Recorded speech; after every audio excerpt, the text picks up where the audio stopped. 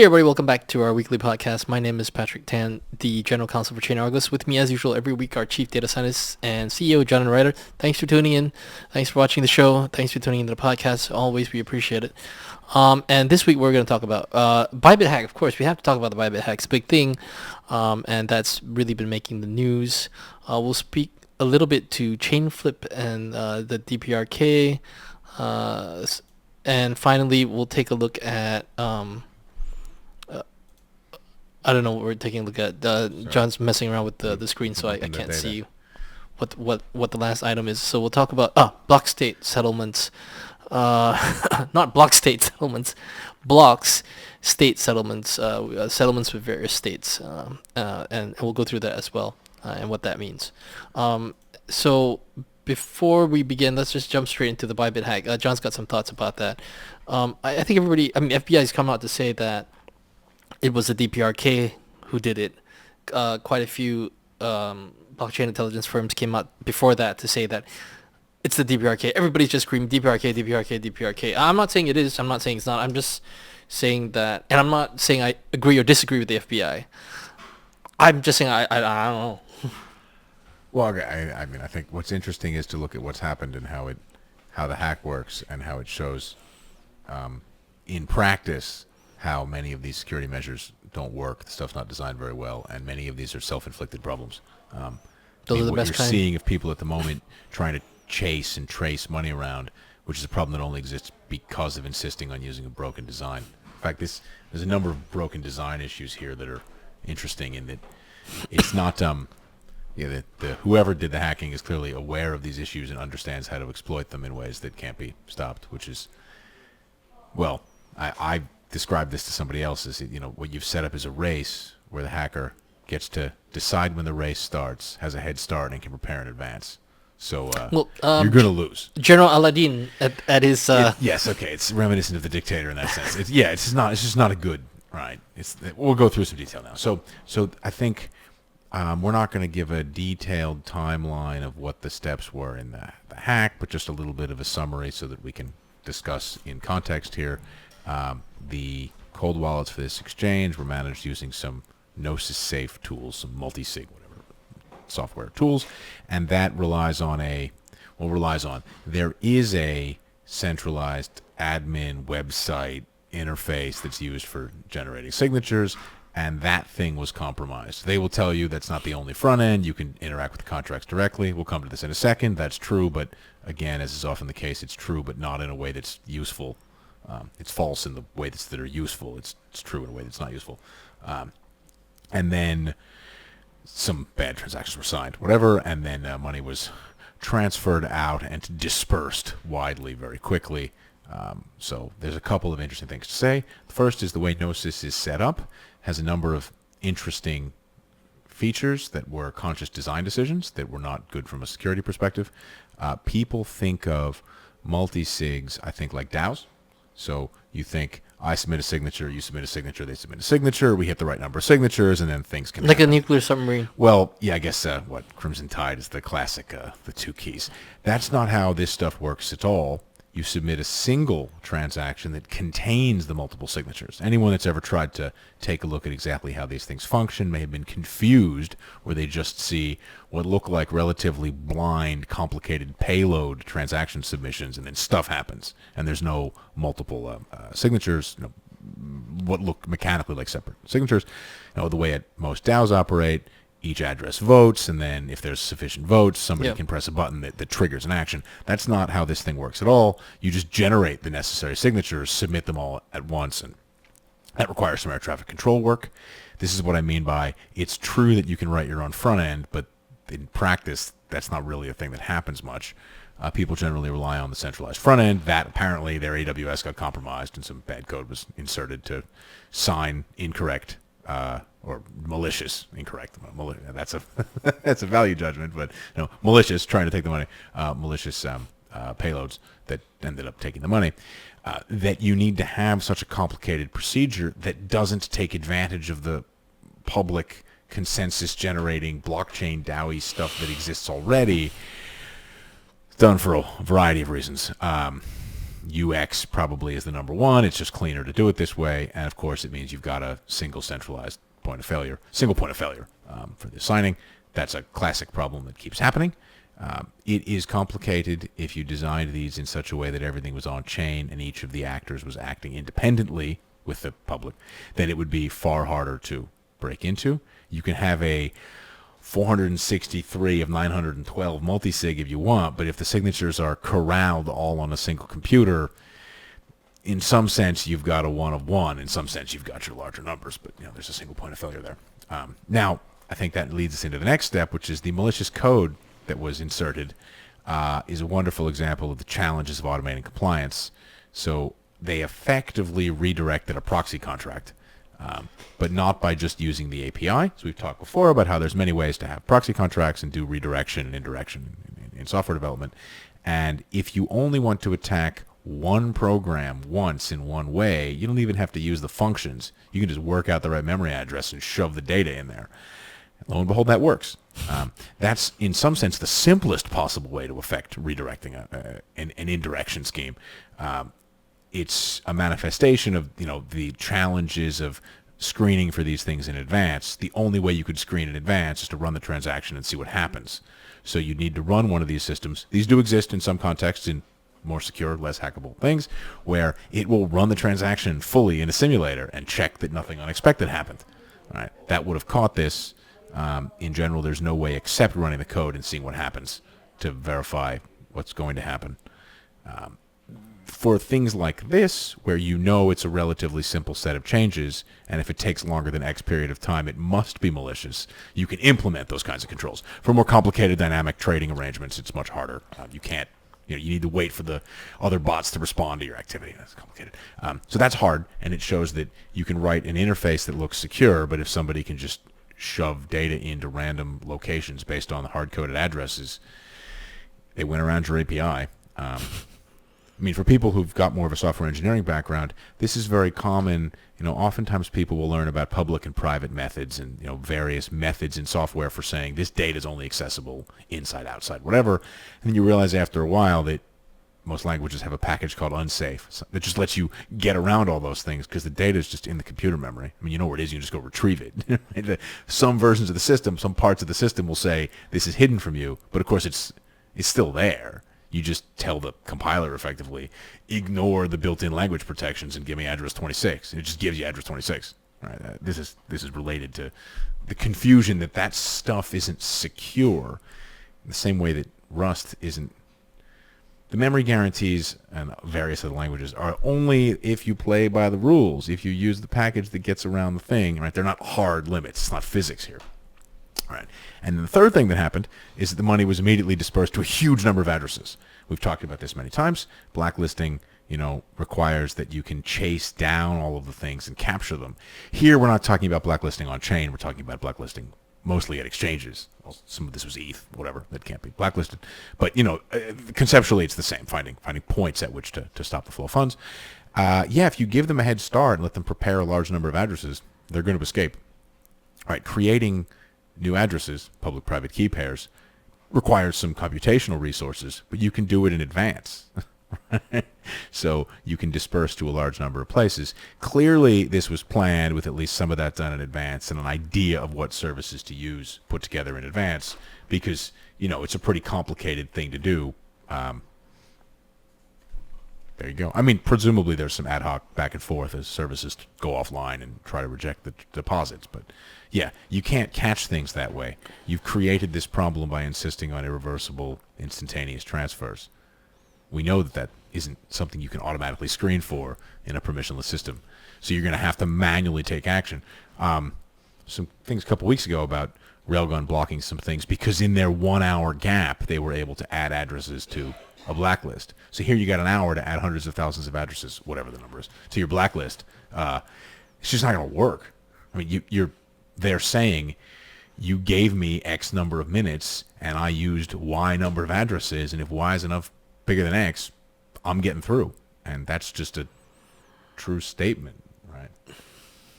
Very, very basic bandwidth limiting. So those are a couple of ways in which they're just exploiting features of the system that are there on purpose They're just maybe people didn't think through how you could get around them or exploit those features so easily. The funds dispersal one's worse now than it used to be. In fact, it matches almost exactly some unpublished drafts. I wonder if somebody did read something, but whatever. They're PDFs. So that's something. All right. Chainflip, DPRK. Yeah, okay, so Chainflip, this is a, I hope they're not insulted by this description, a Thor swap-like multi-chain DEX kind of a thing. It's a combination bridge and DEX for cross-chain whatever trading. They decided they didn't want any DPRK money, which, okay, fair enough, and made some interesting changes to the system to affect that. So I guess we can bring the data up here for 1 second. This is just deposits into this one. This just deposits into, no, that's black. No, wait, no, you gotta select the number 2 input. Yep. And then display 2. There you go. Okay, sorry about that AV problem. Yeah, that's fine. There we go. Yeah. So this is deposits into this service, and you can see these numbers are not huge. It's millions of dollars a day. This is just on Ethereum, all tokens deposited. I think it's just stablecoins and the flip token, whatever. And then they basically took the system offline, and it just stops here. And that's the 23rd. There was some action on the 22nd, but these numbers are not. The hack was the 21st. The numbers are not huge, so I don't think there was a huge amount of impact here. What's interesting is that the group, the developers, everybody, kind of together decided they didn't want to do this, and they were going to hurry up and finish some work they'd done on blocking deposit addresses. The updated code includes, for example, a function called check if deposit is tainted, which checks deposits against a tainted address list. So you're overtly building blacklisting into the system, which is, is okay. I think that raises some questions, right? So if you have a system like Chainflip, where there's one blob of code, one implementation, one set of developers, and you demonstrate that you can introduce a blacklisting function, you're admitting that you could have always had a blacklisting function, right? And some people will say, oh, well, it's just a decentralized network. So now you get into the question of what's a protocol and what's a product. Yeah. So Ethereum has a protocol that's well documented. Bitcoin has a protocol that's well documented, and multiple implementations of the protocol that all conform to the protocol. And if you decided you wanted to just ban certain addresses, what would happen is you would effectively fork pretty quickly, right? So you could either decide, I won't allow transactions with banned addresses, but I'll accept historical ones, and then you just won't process any new ones, but you'll march along with everybody else. This is what Bitcoin and Ethereum do. They say they're OFAC compliant. All they mean is I'm not transacting with any OFAC addresses when I get to pick the block, but I accept transactions involving OFAC addresses in historical blocks, right? Or you could decide to reject the historical ones and you just fork immediately because you can't process the historical blocks, so you just reject them, right? So those are your two choices. If you have multiple client implementations, if you actually have a protocol separate from the software. In the case of Chainflip, the protocol is just however the software behaves. And this is true for, I should say, almost every system except for Bitcoin and Ethereum. Right? Solana's going through the painful process of documenting their protocol and implementing a second version now that conforms to the protocol. That requires modifying the documentation, the system, whatever. Yeah, this is not a protocol. This is not a decentralized protocol. This is a product that happens to offer its services in a permissionless fashion. Yeah, I can agree with that. Yeah. Whether or not the Ethereum participation is or isn't some version that's adjacent to that, legally or morally or stylistically, is a separate question. You can't say, here's a protocol, here's the software that implements it, but the only version of the system that runs is just this thing running this and no one else. It's just you and your software mate, and you've just demonstrated that you can do this. Something similar happened with Binance Smart Chain, where the Venus protocol hacked various bridge problems. That's a long time ago. And they just shoved some hard coding some address ban lists hard coded into the node code. Well, there you go. There's one implementation, so we could have always done this. We just didn't choose to. Right? You're not a protocol. You're a product that happens to offer your services permissionlessly. It's not the same thing.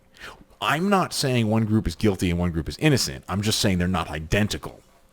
And they're different, I think, in important ways. You have better defenses open to you as a participant in a network like Bitcoin or Ethereum because you can say, I could decide to not accept these transactions, but unless you're telling me I can't participate in the network at all, I have to allow people to make their own decisions and process accept historical transactions. Here, they're just, we can change whatever we want.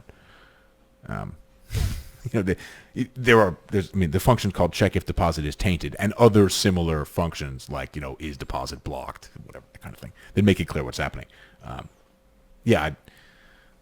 I suspect as more and more of this happens and people are forced to confront it, they'll recognize that they were always kind of in control. You just ran a server with no passwords. It doesn't mean it was decentralized. Yes.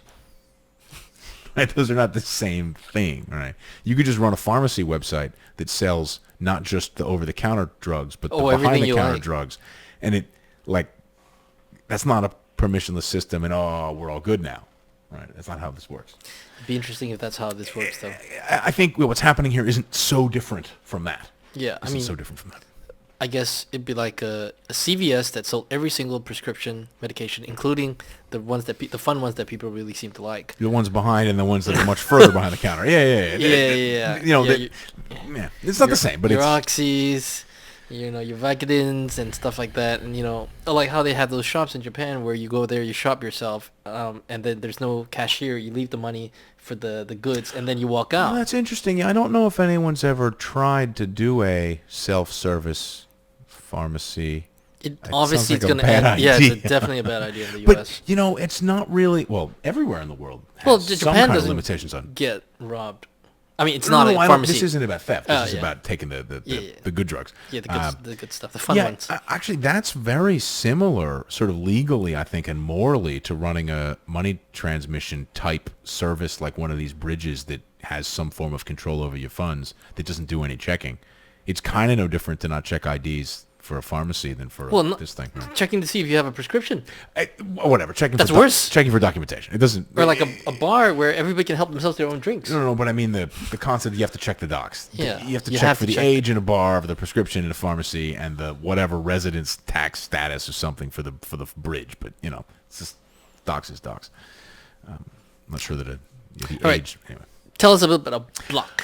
So what Block, is Block? Formerly Square. Block. Yes. This is a payment process. They run a Cash App and a number of other things. People know them better by Square.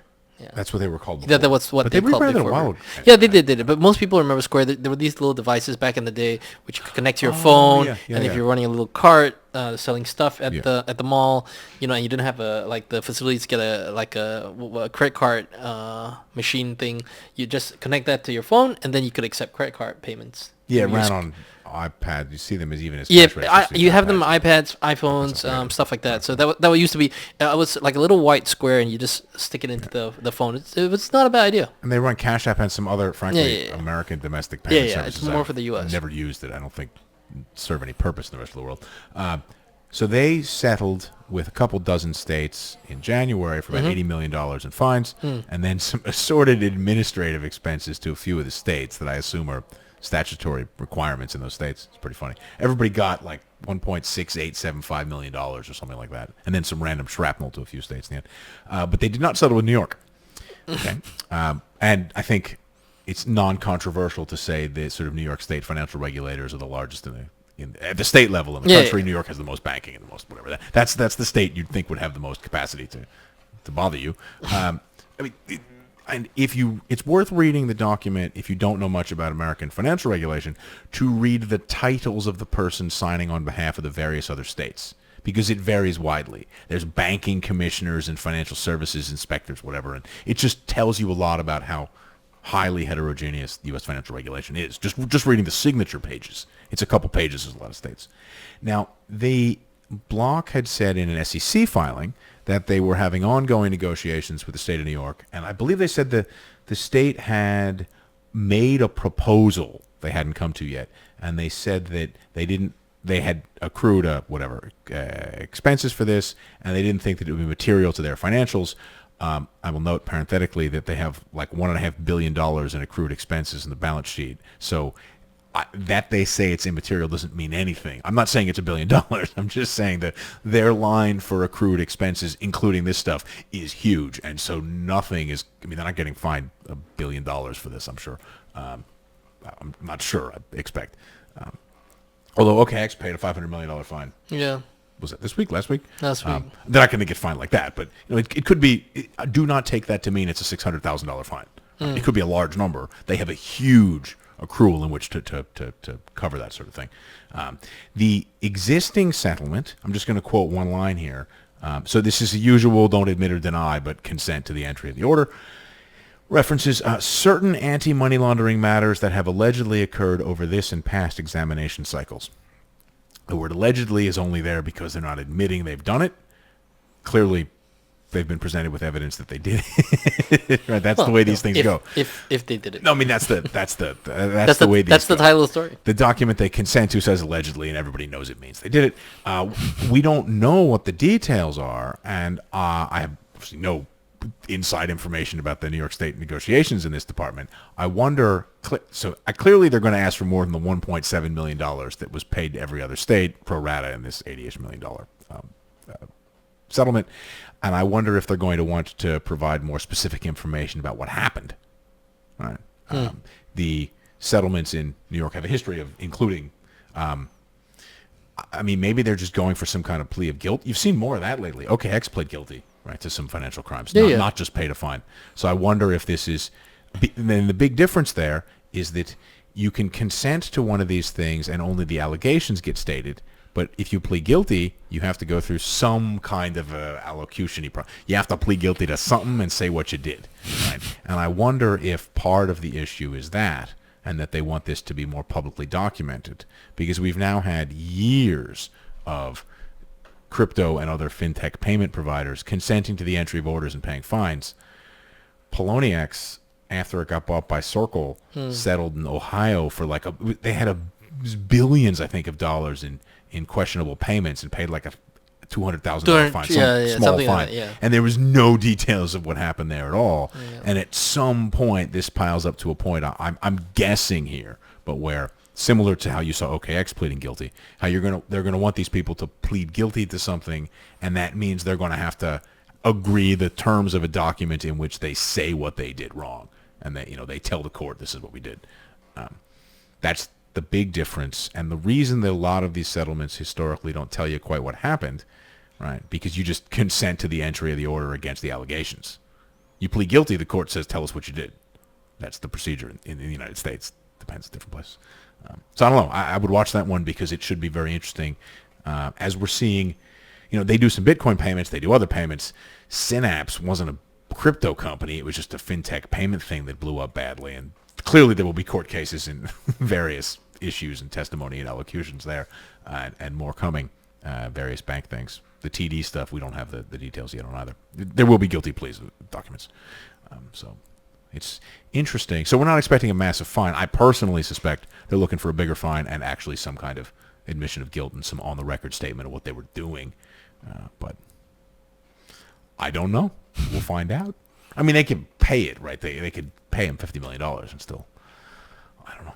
Yeah, but I think it's interesting because we're going to see a lot more state stuff coming out, just as the SEC and I think the rest of them Block settled with the CFPB a while ago. And, of course, the CFPB now is, whether it doesn't exist or just has like one employee that's not trying very hard, or we don't know exactly what the status is. Yeah, so the state regulators will come out at it. Yeah. I mean, nobody thinks, look, the $80 million fine may or may not deter some businesses. The $1 million per state fine is not deterring anybody. But the guilty plea makes it maybe deter. I don't know. I'm not sure. We'll see. And on that note, thanks for tuning in. Thanks for likes, comments, subscribes. We appreciate it. And thanks for watching the show. We'll see you again next week. Bye-bye.